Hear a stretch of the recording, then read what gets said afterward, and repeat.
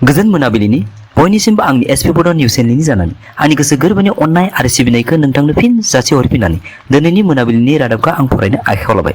आसा खालामो आंनि रादाब फरायनायखौ नोंथाङा जोबजासिम खोनासंगोन। दिनैनि रादाबखौ फरायदों आं मुस्रि फैमाल नार्जारि।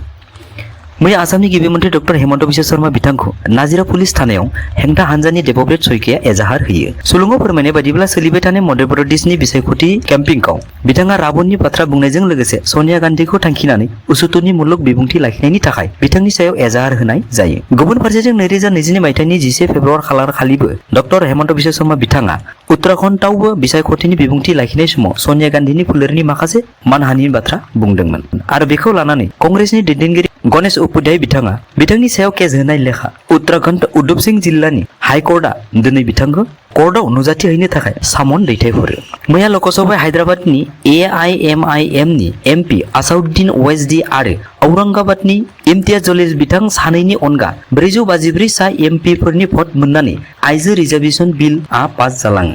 सुलुङाव फोरमायनाय बादिब्ला दिनै बे बिलआ राज्यसभानि गनायथि मोनगोन आरो बेनि उनाव राष्ट्रपति द्रौपदी मुर्मुनिसिम दैथायहरनायनि उनाव गनायथि मोननाय लोगो लोगो लकसभायाव 33% आइजोफ्राबो बाहागो लानो मोनसिगोनगा रोखा जाबाय। मख'थावना दि 2024 मायथाइनि लकसभा बिसायख'थियाव आइजोफ्रा बे रिजार्भेसन सुबिदाखौ मोननो हानाय नङा।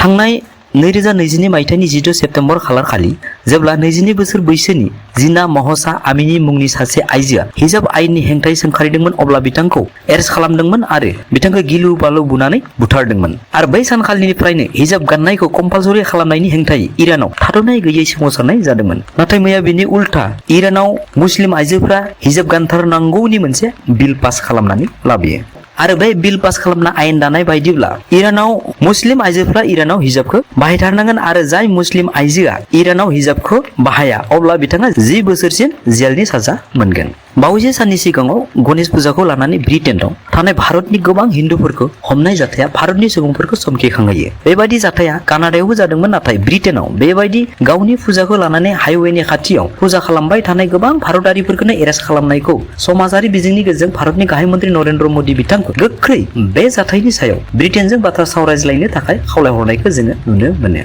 मोनसे गोजोनथाव खौरां, बर'नि नायल' जाल' सासेल' दाउ खौवौनि गारांजों देंखोनि रानि महरै बर' माहारिनि गासैबो सुबुंनि गोसोखौ सुग्लायहोनो हानाय मुंदांखा मेथाइ खनगिरि मानगोनां सुलेखा बसुमतारिया मैया मानगोनां जयन्त हाजरिका बिथांनि मुङै मोनसे मानगोनां बान्थाखौ मोननो हायो। मख'थावना दि 1943 मायथाइनि 20 सेप्तेम्बराव जोनोम मोननाय जाय जयन्त हाजरिकाया आसामजों लोगोसे भारतआवबो गावखौ सासे मेथाइ खनगिरिजों लोगोसे मेथाइ लिरगिरि मुङै मुंदांखा खालामनो हानाय बे मानगोनां सुबुंनि मान बान्था मोननायखौ गोबां बर' सुबुं माहारिया साबायखर बावहरनायजों लोगोसे आंबो आंनि एसपी बड' निउस चेनेलनि जानानै आंनि गोसो गोरबोनिफ्राय बिथांनिसिम रोजा रोजा साबायखर बावहरनायखौ फोरमायहरनाय जाबाय।